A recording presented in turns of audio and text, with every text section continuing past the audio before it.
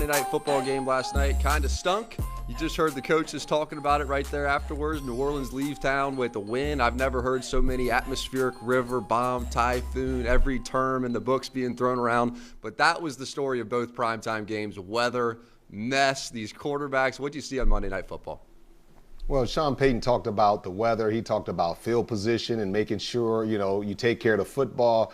And he came out with a pretty conservative approach, which I'm not mad at him because he didn't want Jameis Winston to mess the game up. So Jameis was more like a game manager. And the guy that I had my eye on, definitely. I mean, Alvin Kamara had a huge game, but on the defensive side of the ball, Demario Davis was outstanding. And I just love hearing him talk after the game about, hey, you're not going to run on us. And he was all over the field, making plays in the backfield and just showed that natural leadership. But they could not run the ball. Seattle could not run the ball against New Orleans.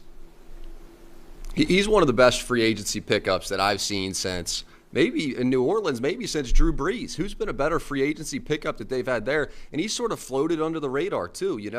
Not enough people talking about what Demario Davis has brought to that Saints defense. And I just don't know that I'm a believer, and I don't want to go crazy after a rain game. I think after a bad weather game, like we were in San Francisco, we saw how rough those conditions were. It looks similar in Seattle, so I don't want to come down too hard on Geno, come down too hard on Jameis Winston after last night, but I didn't think either quarterback was impressive in any way, shape, or form. I just thought it was some ugly, ugly football. And I don't think it was just all because of the weather. They didn't really seem to have confidence or know where they were going with the football, and they were letting pressure get their way too easy. I just thought it was poor, sloppy quarterback play, and I am going to give them a little asterisk with horrible weather. I look at a guy like Geno Smith, who's been a backup for a long, long time.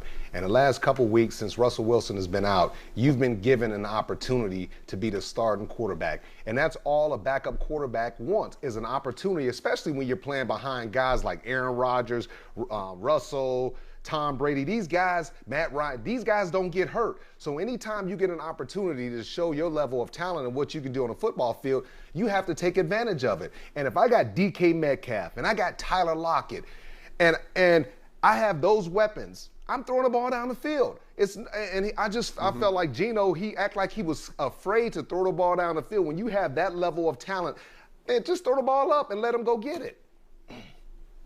Yeah. How about the play to DK Metcalf? That was one of the more awesome plays of that game. Really probably the only awesome play of that game where he's running down the sideline. He and Lattimore have some hand fighting going on as they're running, and then DK gets the best of him, sort of knocking his hand down off of him. People calling for offensive pass interference on this play. You'll watch him right at the top of the screen. I don't think so. Both parties pretty guilty, but DK's ability to out-physical these big, talented cornerbacks, and then that speed. I mean, somebody with that much size should not be able to hit that gear. It's like Derrick Henry. Those guys, that much power, that much size, that much skill, should not be able to do that at the end of the play. When he starts raising those knees, man, that looks like an Olympic sprinter or something running down the sideline, doesn't it? I would like to see that play again if we can, because watch DK Metcalf and watch him push. And of course he shouldn't be punished because he's 230 pounds, but just watch him create separation. This is a good jam by Marshawn right at that end. That's when he takes him and he just kind of pushes him down. Yeah. And that's an offensive pass interference. Anytime you're a defensive back and you're defending a wide receiver, if you grab him, if you touch him after 5 yards, they grab. Now watch his left arm. Look at that. He took his left arm and he threw him down. That's a technique that's something that he's been practicing in the offseason. That's something that one of his trainers showed him, because he took him by the arm, he slung him down. He's 230 pounds and he bullied him. That should have been a pass interference offensively. That is spoken like a true DB right there. That is spoken like a true defensive back. Because I'll tell you what I saw. I saw Lattimore hooking him, trying to grab him with that arm. He's putting that arm. It's hand fighting on all those go routes, right? You always got the hand fighting. Lattimore's trying to hook him. Lattimore's grabbing him the whole time. And DK finally said, take a little bit of this 250 pounds or whatever the heck he is. Whop, ball, game. That's just what DK Metcalf does. But there's not many guys. Like even when you see him go up against Jalen Ramsey, not many DBs can out-physical DK Metcalf, even the biggest ones.